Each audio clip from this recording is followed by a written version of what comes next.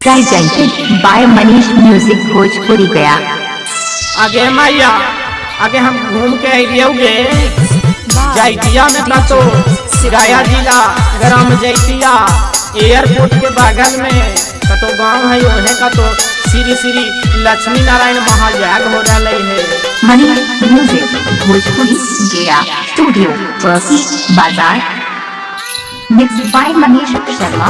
Paper पढ़ा है कि ना न्यूज देखा है कि ना, पेपर पढ़ा है कि ना न्यूज देखा है कि ना, ग्राम जैतिया में जगह बजाना है कि ना, ग्राम जैतिया में जगह जाना है कि ना।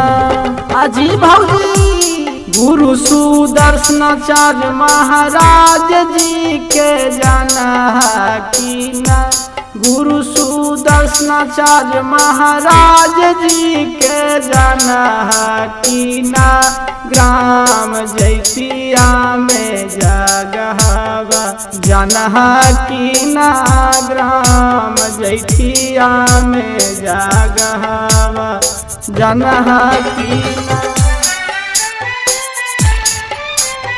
अजी भैया देखे था वो सब लोग बड़ी बड़ी घूम रहा थे गाँव में। आगे मैया गे मैया ये तो बड़ी मानी हाथी सब कुछ करे थे का लगा है कि चंदा उंदा काटा हाथी। Mix by Manish Sharma. TV देखा है कि ना, रेडियो सुना है कि ना, टीवी देखा है कि ना, रेडियो सुना है कि ना, गाँव जैतिया में जगह बजाना है कि ना, ग्राम जैतिया में जगह बजाना है कि ना। घूम तो हाथिन जागा करता कुछ जाना है कि ना, घूम तो हाथिन जागा करता कुछ जाना है कि ना, जैतिया जगावा में चंदावा कटावा है कि ना, जैतिया जगावा में चंदा कटावा है कि ना। आगे मैया आगे हम घूम के आइलियोगे जैतिया में का तो गया जिला ग्राम जैतिया एयरपोर्ट के बगल में का तो गाँव है ओहे का तो श्री श्री लक्ष्मी नारायण महायाग हो रहा है। ए मैया चल में ना गे हमरा बड़ी मान कर थल जाए के गे। मनीष म्यूजिक भोजपुरी गया स्टूडियो बसी बाजार मिक्स बाय मनीष शर्मा। घूम तो हाथिन जागा कर कुछो जाना है कि ना, घूम तो हाथिन जागा कर कुछ जाना है कि ना, जैतिया जगावा में चंदा काटावा है कि ना, जैतिया जगावा में चंदा काटावा है कि ना।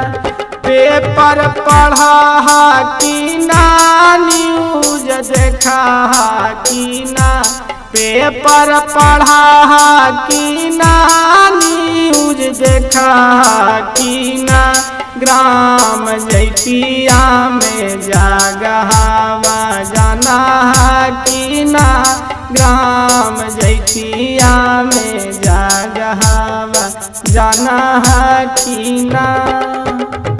ए भैया आज हमरो कुछ मौका मिलते जी, आज तनी हमहू कुछ कहल चाहे छियाए।